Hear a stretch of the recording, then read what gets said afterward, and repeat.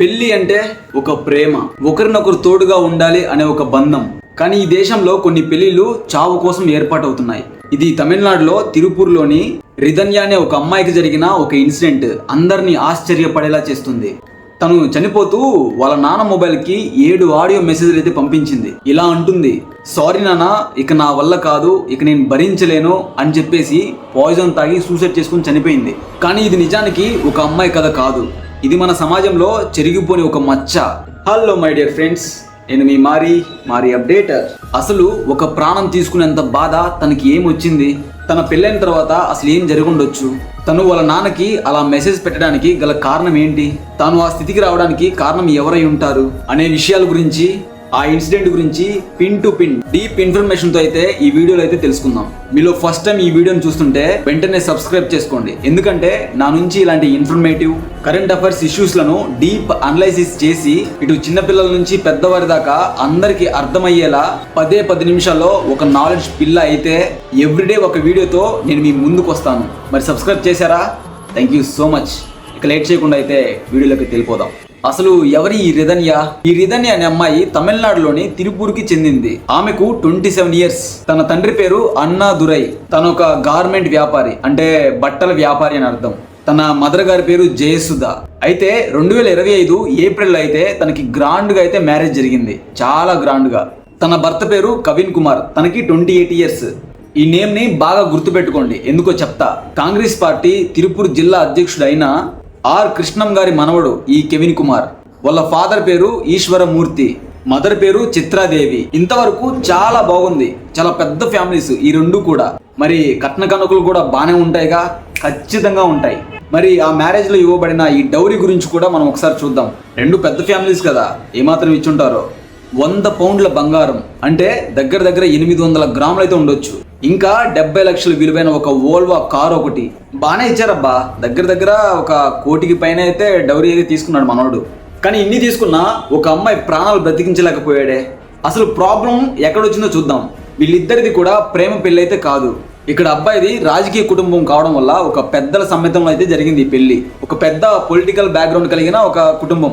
ఎన్నున్నా ఏం లాభం ఒక అమ్మాయికి ఒక మంచి జీవితాన్ని ఇవ్వలేకపోయినప్పుడు. అయితే పెళ్ళైన కొన్ని వారాలకే, కేవలం 10 రోజుల్లోనే ఈ రిధన్య పుట్టింటికి వచ్చింది. ఏమైందిరా నాన్న అని వాళ్ళ నాన్నగారు అడగ్గా మొదట ఏం చెప్పలేదు. ఆ బాధనంతా కూడా తన మనసులోనే దాచిపెట్టుకుంది. అలా మళ్ళీ తిరిగి వెళ్ళిపోయింది. కానీ మళ్ళీ 20 రోజులకే మళ్ళీ రెండోసారి వచ్చింది. వాళ్ళ నాన్నగారికి అనుమానం వచ్చి గట్టిగా అడిగితే అప్పుడు చెప్పింది ఏడ్చుకుంటూ, నాన్న, మా అత్తగారు మా మామగారు ఇలా అయితే అంటున్నారు, ఇంకా మీ ఇంట్లో డబ్బులు బాగానే ఉంటాయి, ఇంకా ఏదైనా ప్రాపర్టీ తీసుకుంటారా, ఇంకా 200 గ్రాముల బంగారు పూసల దండ కూడా మాకు కావాలి, ఇలాంటి మాటలతో డైలీ వాళ్ళు నన్ను వేధించేవాళ్ళు నాన్న అని చెప్పింది. దానికి సపోర్ట్ గా మా ఆయన కూడా నన్ను ఇలానే అడుగుతున్నాడు. మీరు చెప్పండి, పెళ్ళయ్యాక ఒక అమ్మాయి ఈ ఇల్లు వదిలి ఇంకో ఇంటికి వెళ్ళింది అంటే అక్కడ హస్బెండ్ అనేవాడు ఎలా చూసుకోవాలి? కంటికి రెప్పలా చూసుకోవాలి. అలాంటి వాడే ఇలా మాటలతో గుచ్చుతుంటే ఎలా ఉంటుంది ఏ అమ్మాయికైనా? తన మాటలు విన్న వాళ్ళ నాన్నకి కోపంతో రగిలినా కూడా ఏం చేయలేని పరిస్థితి. ఏం కాదులే, అన్ని సర్దుకుంటాయి, తన కూతురి జీవితం బాగుండాలి అని చెప్పేసి వాళ్ళని పిలిపించి వాళ్ళ కూతురికి సర్ది చెప్పి మళ్ళా తిరిగి వాళ్ళతో పంపించాడు.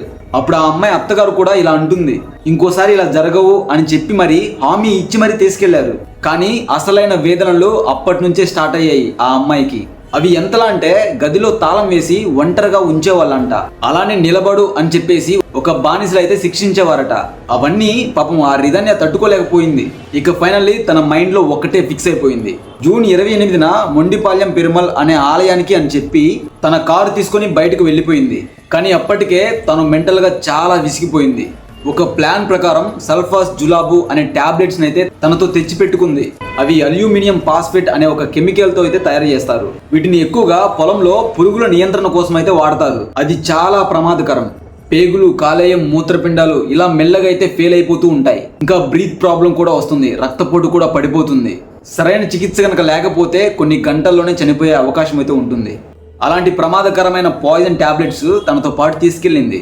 ఆమె చనిపోవడానికి ముందు వాళ్ళ నాన్నగారి మొబైల్కి అయితే 7 వాయిస్ మెసేజ్లు అయితే పంపించింది.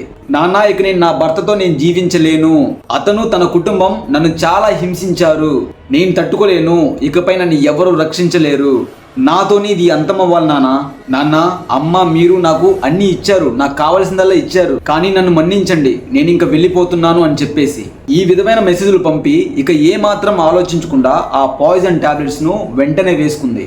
ఒక కన్న కూతురు నాన్న నేను తట్టుకోలేకపోతున్నా, నాకు ఫిజికల్ గా మెంటల్ గా అయితే అబ్యూస్ మొదలైంది, నేను బ్రతకలేను, మీరు నన్ను క్షమించండి అని అంటే ఆ మాటలు విన్న తండ్రి గుండె ఏ విధంగా ఉంటుందో ఒకసారి మీరు ఊహించండి. తిరుపూర్లోని తిరుమలయ్య పాలెం అనే ఆ లొకేషన్ లో ఒక రోడ్డు పక్కన ఖాళీ స్థలంలో పార్క్ చేసిన కారులో అయితే ఆమెను కనిపెట్టారు. అప్పటికి టైం చాలా అయిపోయింది. అక్కడున్న ఆ చుట్టుపక్కల వారు ఆ తిరుపూర్లోని గవర్నమెంట్ హాస్పిటల్కి పంపించగా అప్పటికే తన బాడీ అంతా కూడా ఆ విషం వ్యాపించి ఇక చివరికైతే తను చనిపోయింది. ఇక ఆ తర్వాత వెంటనే ఆ తండ్రి ఇచ్చిన ఫిర్యాదును బేస్ చేసుకొని తన భర్త అయిన ఆ కవిన్ కుమార్ని, తన యొక్క తల్లిదండ్రులను కూడా ముగ్గురిని కలిపి అరెస్ట్ చేశారు. Dowry prohibition act section 304B dowry death, అలాగే 498A cruelty by husband or relatives అనే వాటి కింద కేసులు అయితే నమోదు చేశారు. ఈ కేసు ప్రస్తుతం కోర్టులో అయితే విచారణలో అయితే ఉంది. ఈ మిగతా డీటెయిల్స్ పై ప్రస్తుతం ఇన్వెస్టిగేషన్ అయితే నడుస్తుంది.